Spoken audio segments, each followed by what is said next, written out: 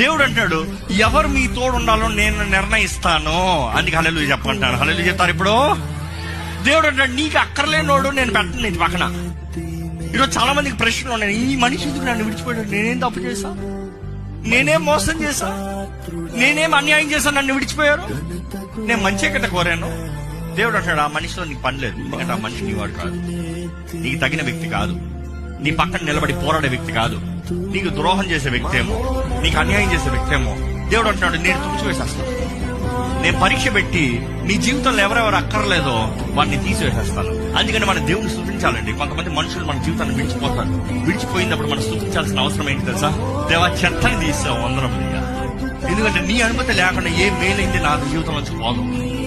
నీ అనుమతి లేనిది ఏ మంచి వ్యక్తి సహాయకుడు నా జీవితం నుంచి పోవడం.